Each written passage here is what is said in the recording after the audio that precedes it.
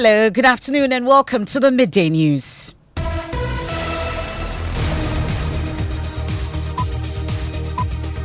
We're live on Love 99.5 FM in Kumasi, also live on Joy 99.7 FM here in Accra. We're on myjoyonline.com live in all 16 regions of Ghana. We're on Amenuveve FM in Aplao. We're on Gangai FM in Jirapa, ATL FM in Cape Coast. We're also live on X Spaces. We're on Facebook. The Midday News is supported by Petrol Sol. Your clean fuel in full quantity. Petrol Sol is always a delightful experience. This afternoon, Director General of SSNIT describes as unfair, calls for him and the board to resign over the Trust's handling of attempts to sell off its stake in some 4 underperforming hotels. If you have a fiduciary duty to improve performance, would you not try to do something about it? Is that the real cardinal sin in looking to improve the performance of underperforming assets? I don't think that is wrong. We'll get to hear from UTAG and Labour experts who say the management and board have lost the trust of its contributors and must go. The board, of course, must be dismantled, not just dissolved, dismantled into pieces and no more to exist. How can we have a meaningful conversation on the alternatives with this group of people again? It's not going to work.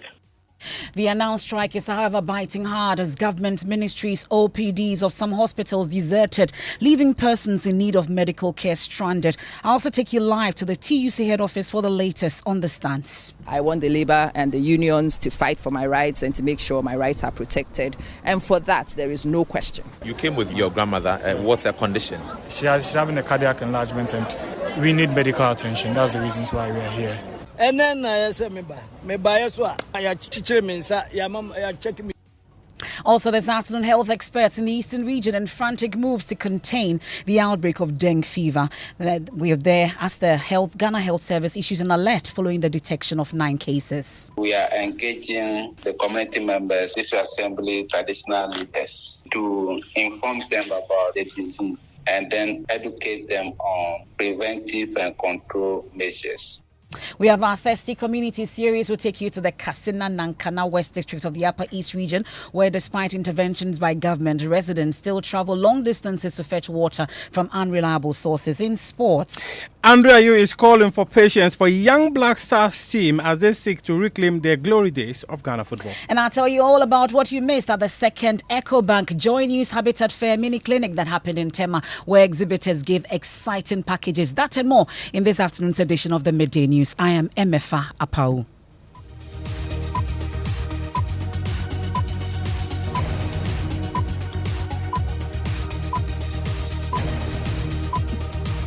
Many thanks for your company. This is your home of independent, fearless and credible journalism. We start off on the Labour front, and as we speak, the leadership of the Trades Union Congress are currently addressing the media on the stance they've taken in protest against the sale of 60% stake of SSNIT's stake in some hotels in Ghana. Let me take you live to the TEC head office now for updates on that press conference. I heard your address. I didn't hear anything about it. Does it mean that leadership of organized labor do not share his views? If it does, what are you going to do about it? Well, you are saying it. We are not privy to this information. But what you've stated here is that we are giving SSNIT 1 month to address all issues relating to our pensions. And that's what we stand by. My name is Obed. I report for GH1 TV and Star FM. So there are concerns that your representatives on the SSNIT board should also be reformed. What do you make of it as leadership? Representative from who? We are the workers here, and they are our members on the board. We have not stated anything. So who are you listening to? Are you not the people who put them there? So listen to what we are saying. We are saying we are giving SSNIT 1 month to address all issues relating to our pensions, or else we advise ourselves, and we stand by it. Anymore. Well, you just heard there Dr. Isaac Bampuado there. He's the leader for ClockSAG, and he's been answering some questions at that press conference that is currently underway. My colleague Kenneth Jesse is there for us at the Trades Union Congress, and he joins us on the line. So what exactly is the position taken by Labour today? Well, they say they're calling off the strike, so from tomorrow, all their workers are supposed to resume work. They were behind closed door for a meeting that lasted for more than an hour, deliberating on whether to call it off or otherwise. You do recall that UTAG initially stated that they would not call this off until the board members of SSNIT all resign. But when they convened today at the headquarters of the Trade Union Congress to deliberate on the way forward, they decided to call off the strike. But they're saying that they're giving SSNIT up to a month to address them on the conditions and situations regarding their pension fund. And if they do not hear from SSNIT within that 1 month period, they will reconvene and advise themselves again. So what is happening today is that they have called off the strike and have instructed all their workers to resume work from tomorrow. Okay, but Ken, I bet you put the question to Labour as in why this strike took effect today in the first place, following that SSNIT had communicated clearly that they had actually stopped the deal. Well, what happened was that, as I mentioned earlier, UTAG took a different position that they would not return or relent on the strike until the board of SSNIT all resign. And then that is part of what they considered. So it was a consideration on the table that they had to talk about it. Should we go with what UTAG is saying, or should we do otherwise? And majority of them said, for the sake of what has happened today, because, for example, this morning we went to some government hospitals, Greater Accra Regional Hospital, Kolebu Teaching Hospital. All the OPDs are not working. Patients have flooded those OPDs. And then this is one of the reasons they considered and said that, look, let's call it off, because our initial demands, which were to abrogate the sale of SSNIT hotels, have been met. So at least let's give them a 1 month ultimatum, brief us on the state of our funds. If nothing happens, we're going to go back to the drawing board and advise ourselves. Okay. So these are some of the reasons they put into consideration to call off the strike. Okay, that's my colleague Kenneth Jesse there, reporting live from the Trade Union Congress. And you've heard the position from Labour now. The strike has been called off and they'll resume work starting tomorrow. Well, before Ken went to the TUC head office, he's been painting a picture of the situation in terms of the strike and its impact so far at the ministries. Let's listen. As somebody who works in organized labor, I want the labor and the unions to fight for my rights and to make sure my rights are protected. And for that, there is no question. What concerns me, though, is that we are now mixing various things with different things. This is a developing country with a lot of needs. We have issues here that we can't even meet when the full workforce is at work. And so when people down their tools for some of these things, especially for things that are ideological, as a citizen, it concerns me. I think the teachers in this country certainly should be in the classrooms helping for students to be educated, and there should be people in the leadership who go to fight and battle for these things. The downing of tools and leaving of services. I heard you say that the hospitals have also downed services. So it's a complete OPD standstill in this place. It's something we can't afford. We will lose life. And I don't even know if that's the only way forward. Is there a way for people to actually say in post and for the representatives and the leadership to go to the negotiating table and to fight for these things to happen? And I don't know if an ordinary teacher refusing to teach today is the solution for disagreements with who owns the hospitals or the hotels that the SSNIT fund controls. And that's an interaction between my colleague Kenneth Jesse and a resident here in Accra when he met her at the ministries. Well, my colleague Maxwell Agbagba has been touring the court complex here in Accra. He joins us on the line with more. So is it business as usual at the court complex, Maxwell? No, Amaba, it is not business as usual. And there's no activity at the court today. As the strike by organized labor begins to take its toll, leaving many patrons with no choice but to leave frustrated. The car park when we visited earlier was empty, with some workers leaving the premises of the court to go home. Earlier, when I spoke to the leadership of the judicial workers, I was told by the group that they will not call off the strike until they hear from the leadership of organized labor. Some people have criminal cases where perhaps they are applying for bail, and they will have to come to court today to be heard, or for certain reviews or any other reliefs at law. And the effect of it is staggering. If it continues, people would have lost a lot.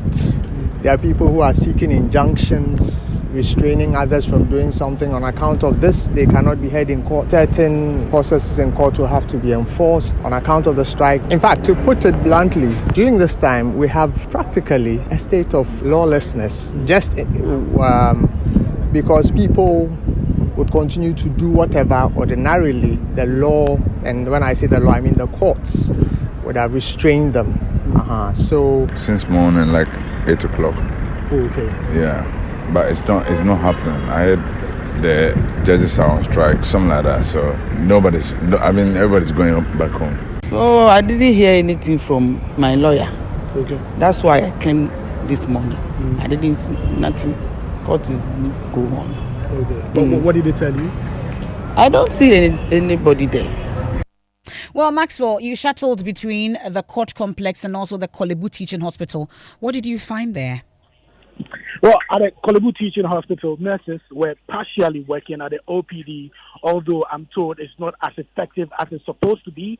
A deep throat source at the facility told me that they were giving the strike a human face, especially because it's a referral unit and people from very far places have come, and it's been sensitive to send them back, especially because many of them have not heard of the strike. So they also told me that they were waiting to hear from the leadership of organized labor. Then they'll take a firm decision on whether to withdraw OPD services completely or not. But here at the My name is Caesar Bauer.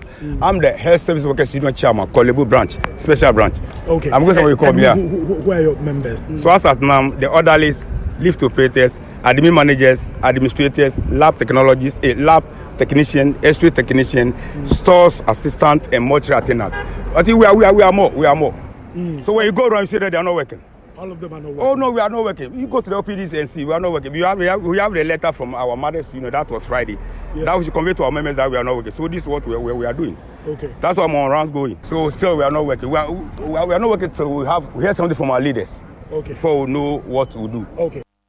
So that's Caesar Bauer, chairman of the Health Services Workers Union at the Kolebu Teaching Hospital. And he says his members also include mortuary attendants, and they are not working. Let's leave the capital. Let's head to Kumasi now. And my colleague, Nana Boakye Dankwa-Yiadom, has visited the OPD of the Komfo-Anokye Teaching Hospital, where he's been checking on all morning. So, Nana Boakye, what did we find? Are people getting medical attention at G?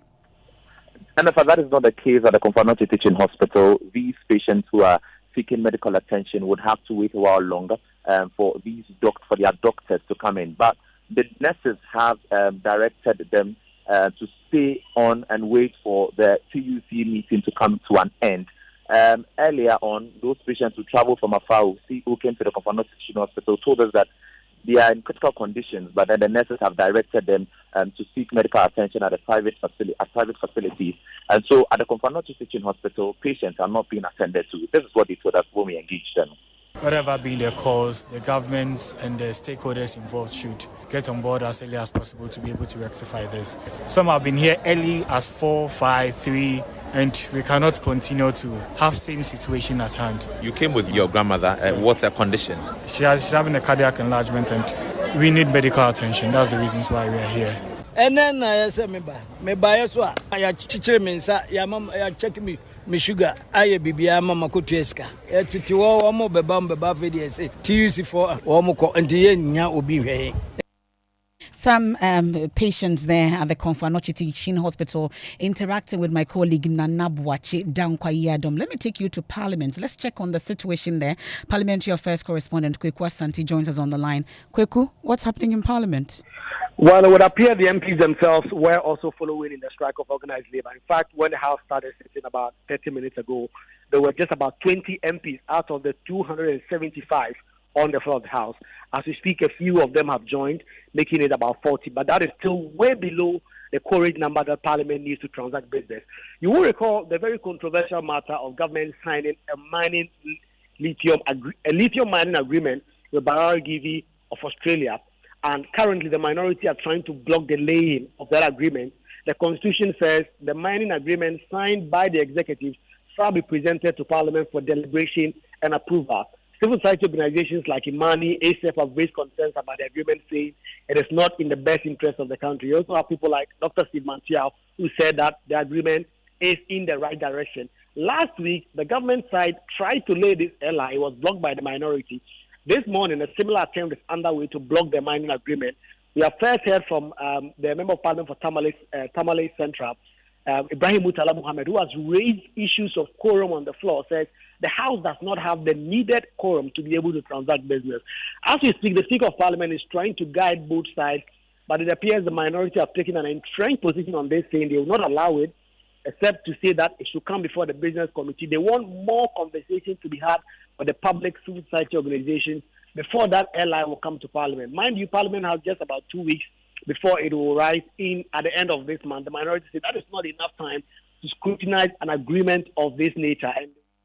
Do you have any objection to 11-0 being late? The issue raised is legitimate, but I rely on 64.4, which says the person presiding shall A, direct the clerks at the table to cause the bell to be rung, B, continue the business of the House for a period of 10 minutes, and E, direct the clerks at the table to conduct a head count of members present, and D, if there is still no quorum, suspend the sitting of the House for a period of not more than 1 hour. And then we go to 5. That's the Speaker of Parliament on the issues of quorum earlier. Well, we'll stay a while longer on the issues of strike, even though now we're hearing from Labour that has been called off. They'll resume work starting tomorrow. We've been hearing from UTAG, who've taken this opposition to the sale of the 60% stake in SSNIT stake in some 4 hotels a little further. They are asking for the resignation of the management of the board and also the embattled Director General. We've been hearing from him, and he says, that's Kofi Osafumafu. He says it's unfair, the calls on him and his management to resign over the handling of processes to sell off some stake in 4 underperforming hotels. Well, we can first hear from Professor Mumudu Akurugu, UTAG President.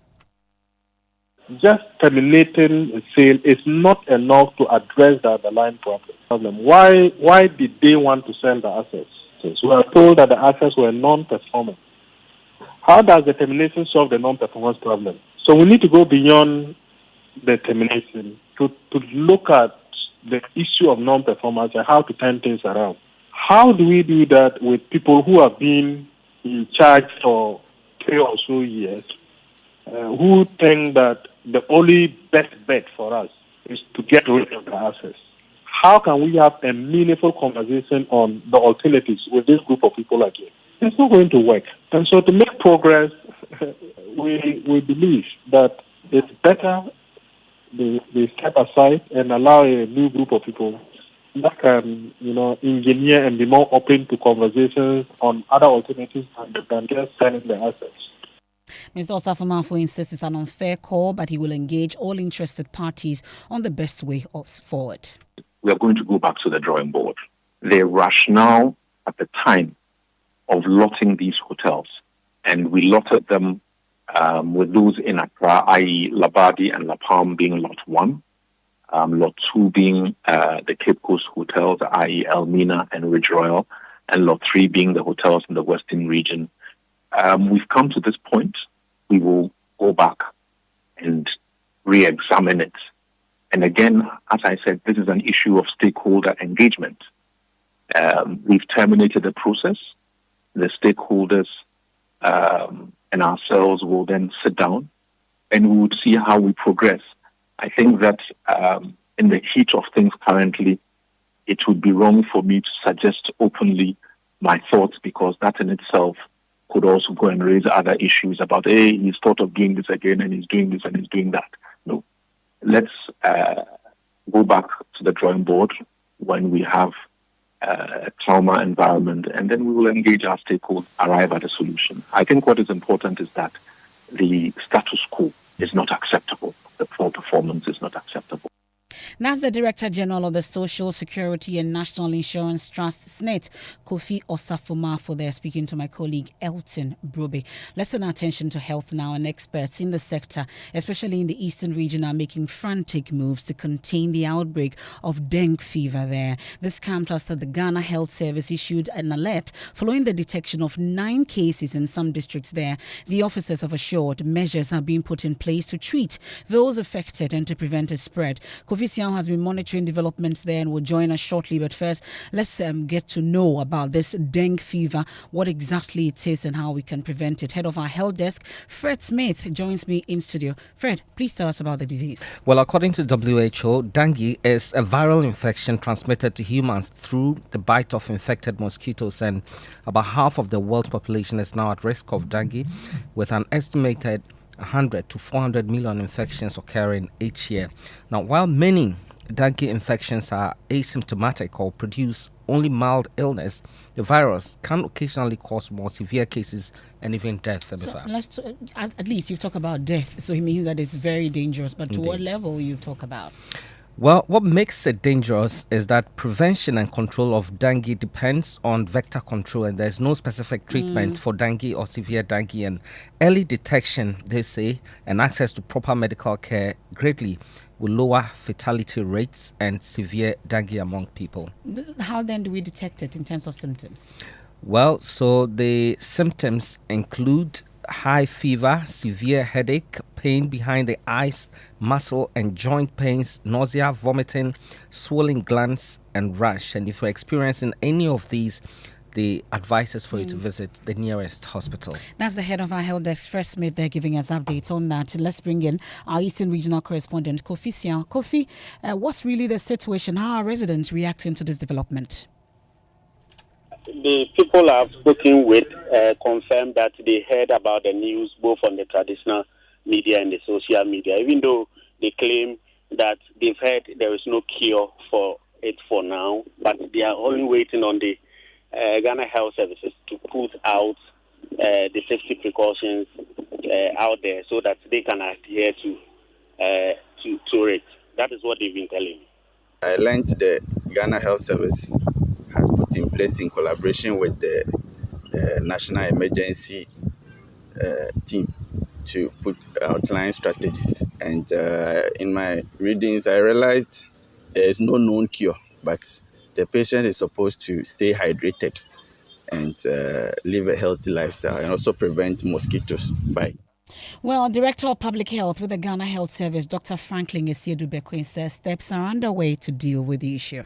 I'll say that for now, it's a localized outbreak. But the vector is mosquito, so it can move across. So we are trying to make sure that every Ghanaian is aware that we have a condition in the Eastern region. Which districts are involved here? For now, it's Birim South, Birim Central, Achimaso, and Achiasi. And then we have some suspected cases from Achiasi North. So that was based on what we had from our investigations. They are doing our house-to-house. In that, it's a community engagement. Every fever is not malaria, so look beyond fever to find out what could be the cause, and then let's not self-medicate. Director of Public Health, Dr. Franklin Esiedu-Bekwin, there taking us on a quick break on the Midday News live on Joy 99.7 FM in Accra and Kumasi. We are on Love 99.5 FM. We're also live on myjoyonline.com in all 16 regions on X Spaces and Facebook, supported by Petrosol, your clean fuel in full quantity. Petrosol is always a delightful experience. And we'll return from the break. We have sport, and then I'll tell you all about what you missed at the second EcoBank Joy News Habitat Fair Mini Clinic that happened in Tema. And then we have our Testy Community Series to take you to the Kasina Nankana West District of the Upper West Region, Upper East Region, where despite interventions by government, residents still travel long distances to fetch water.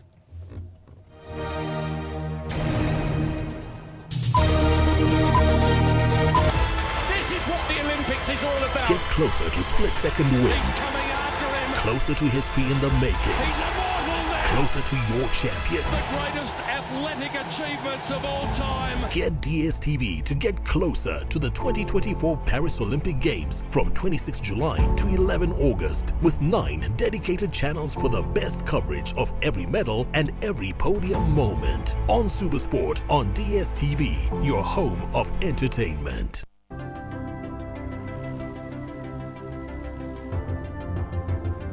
when budgets are tight and money difficult to come by. You want to be sure you get the best value for your money. These are not times to be spending money fixing expensive engine problems because of cheap fuel and lubricants. Drive to a petrol source station today and buy your quality fuel and lubricants, and rest assured of fuel that lasts long and lubricants that prevent expensive engine problems. Hear the sound.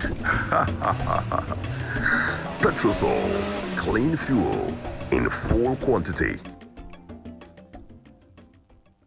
The luckiest star 712 hash. Luck is everywhere for everyone, yeah. Here's to the friends who dialed star 712 hash and found no regrets. To the investors who struck gold. To the health workers who diagnosed luck with precision. To the tough guy who couldn't hold back his tears. To the passionate fan who couldn't contain his joy. To the seamstress who turned her hard-earned stitches into a bundle of happiness. And now, here's to you. Your next big win is right here. Luck is everywhere for everyone. Dial star 712 hash. Now join in the luckiest winning celebration. Every 1st July 2024. Over dial star 712 hash. Now I cost to tickets as a group, individual, and now even as a community. Now win is the car cashier. Prizes are cashier in the community draw or go for the grand draw on the 30th of November 2024. Unlock your luck with star 712 hash. Now join in the winning streak now. The luckiest star 712 hash. Luck is everywhere for everyone, yeah. The luckiest. Thanks for staying with us. It's time for sports. Move down. Nabila is here. What do you have? MFA, it's been 42 years. It never came home. Like 58 years, it hasn't gone home. We shall be 42 years, it hasn't come to Ghana. Andrew is a Black Stars captain. He says that this young group of players are actually hungry to win the African Cup of Nations title for Ghana. So Ghanaians should be very patient with the team. We have a squad who is very young, who are now understanding bit by bit teamwork, cohesion, everything that's coming. They started early. It's not like before the people you said there are people who played for Liberty Professionals, Hearts of Oak. So they played in Ghana and they left. Today, most of the players leave very early. Leave very, very early. So you get the outside, let's say the outside mentality easier. So when you come home, but you have to readapt yourself to the Accra mentality, which it is not easy. So yeah, it's they are there. They want to play. If not, you won't wear the jersey. This is what I want to. So they need more motivation, more support to be focused and get patience. That was Andrew Ayew, captain of the Black Stars, addressing students, psychology students at the University of Ghana. Thank you very much, Muftau. Let's head to the Kasina Nankana West District of the Upper East region, from where we are bringing you our Thirsty series, Thirsty Community series. And water scarcity has been a persistent issue in some communities there. And despite interventions over the years from government and charity organizations, residents in some communities in the area often still travel long distances. Albert Sorry has today's edition. With just about one reliable source of water supply for the hundreds or even thousands of residents living in these communities, some have to walk the long distance to get water. Those who cannot make the journey must resort to other sources such as shallow wells, dugouts, and rivers to get water. We used to walk across streams and rivers to get water. And even our children, when they are to go to school, they have to also walk about 5 kilometers to get water and come and bath and go to school. In the dry seasons, even some of the boreholes constructed by the government fail to provide water because there is usually none underground due to the extremely hot temperatures. The district chief executive for Kasina Nankana West, Gerard Atauje, describes the situation as challenging. The water table is very poor. If I tell you the interventions that government has done in the water sector in the district, you will marvel. A lot has been done, but we could not cover everything in the district. We have a very large district. Some help has however arrived as community development NGO Engage Now Africa, in partnership with the Church of Jesus Christ of Latter-day Saints, has constructed mechanized boreholes equipped with solar-powered pumps and storage tanks for 5 areas in the Kassena-Nankana West District. And that's our Thirsty Community Series there. Made possible this time by my colleague Albert Sorry. And if you were not in Tema this weekend, you missed big time, but worry not, it was just the second mini clinic of the EcoBank Joy News Habitat Fair. It took place. There was a 3-day event and there were exciting giveaways and packages and discounts. It was actually raining discount. Look out for the main fair of the EcoBank Joy News Habitat Fair, and many of you are talking about it on our social media platforms, on Joy News, on Joy 99.7 FM. And Jackie is here with what else you've been talking about on social media. MFA. So, well, organized labor is trending after they halted their strike, but people are asking if their demand for the board to be resolved has been met yet. So they are asking questions because that was one of their demands. So people are asking if it has been met yet, but I'm sure as the day unfolds, we'll get them details of that. Okay. And Valley View, doctor in town. Okay. Yes, so Valley View is trending after they awarded President Akufo-Addo with the honorary doctorate degree. People have been asking questions. Someone says that is the PhD guys, they are the ones making the whole argument baseless, awarding national development and academic excellence for a bad governance. And someone says that the university will go on 4 years. He did chop am nyafu. Okay, and there's one also on the way. We're told UHAS is also getting ready for that. Is Dr. Oh, yeah, and that's how we end today's edition of the Midday News here on Joy 99.7 FM. There's more when you log on to myjoyonline.com. I am MF Papa. Have a good afternoon.